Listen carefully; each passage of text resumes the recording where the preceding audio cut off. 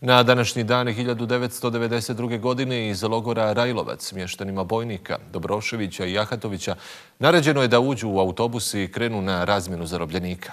Umjesto toga, 56 golorukih logoraša odvezeno je u mjesto Sokolina gdje su mučki ubijeni. Danas, nakon reekshumacije i identifikacije, ukopan je Nazif Mujkić i Mujo Gačanović nakon decenija traganja za njima.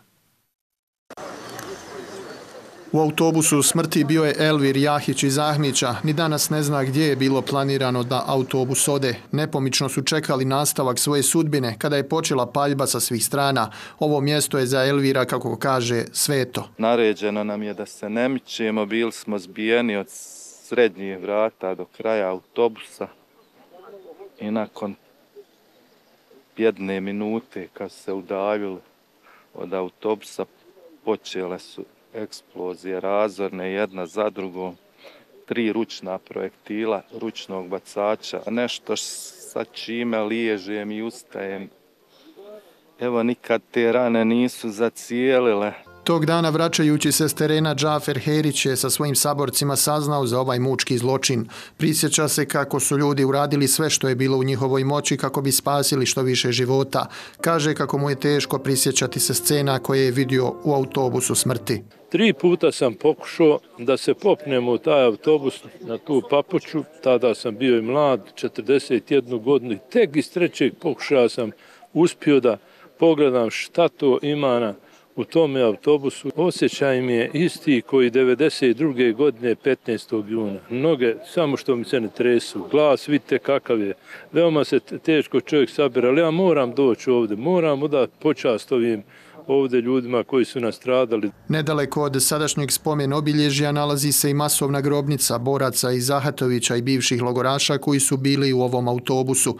Obilježavanje ove i drugih godišnjica ključno je za historiju naše zemlje. Mi moramo da baštinimo kulturu sjećanja radi naše djece, jer ako zaboravimo šta nam se desilo, može nam se i ponoviti. Ubijani su i mještani Dobroševića, a na brdu Ranovača tokom pokušaja proboja ka slobodnoj teritoriji ubijeno je i 18 boraca Armije Republike Bosne i Hercegovine.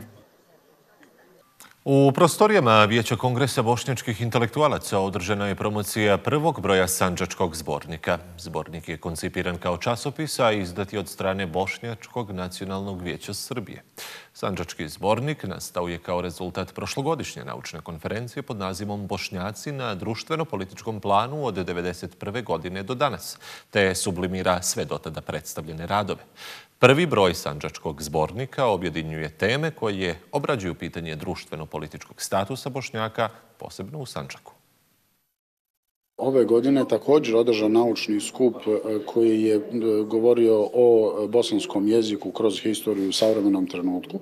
Tako da ćemo svake godine organizirati jedan naučni skup u tom terminu i organizirati zbornik radova koji će ponuditi akademskoj naučnoj zajednici neke pristupe datoj temi.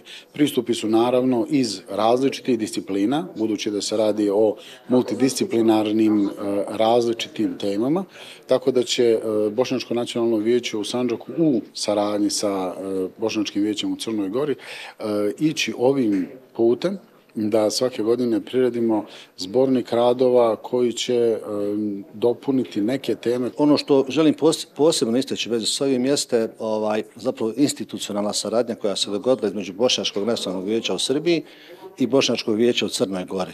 Ono što raduje jeste da sa ta dva vijeća 2 puta zapravo godišnje organiziraju naučne konferencije u kojima preispituju pitanje bošnjaštva, bosanskog jezika, bošnjačkog identiteta, kulture, književnosti i drugih važnih pitanja društveno-političkog statusa Bošnjaka u Sandžaku prije svega.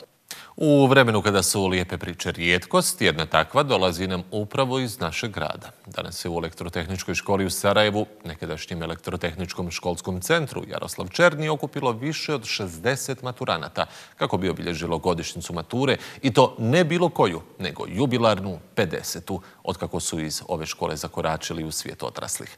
Sa osmjesima na licu iz svih krajeva svijeta, generacije koja je ovu školu završila 1975. godine, danas se prisjećala svoje mladosti.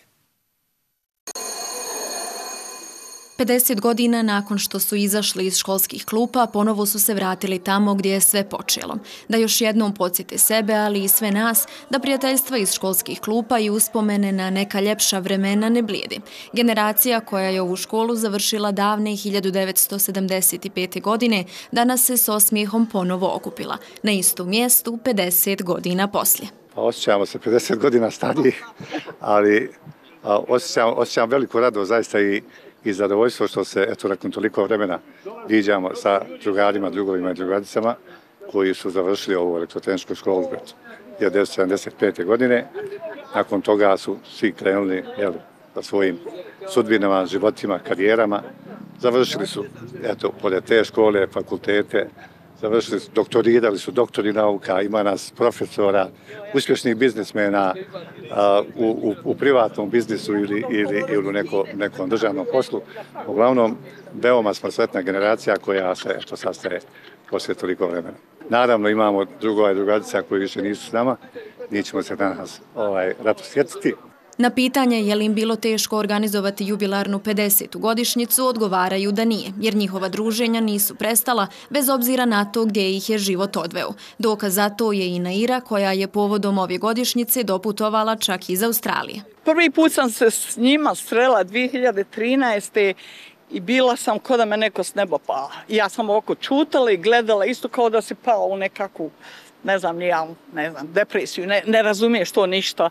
Međutim, sad je divan osjećaj kad vidim da ima nas još živih i još uvijek je veseo duh.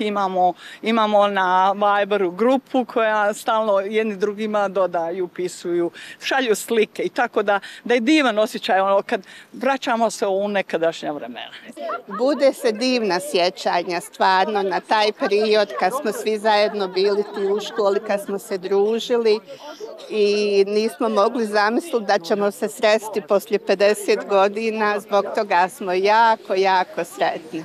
Vrijeme, kažu, nije izbrisalo uspomene. Njih su danas evocirali u svojim starim školskim klupama. Oni, iako svi drugačiji, stariji i mudriji, pokazali su da se iskren osmijeh i prijateljstvo ne mijenjaju, te da mladost, ona u srcu, ne stari.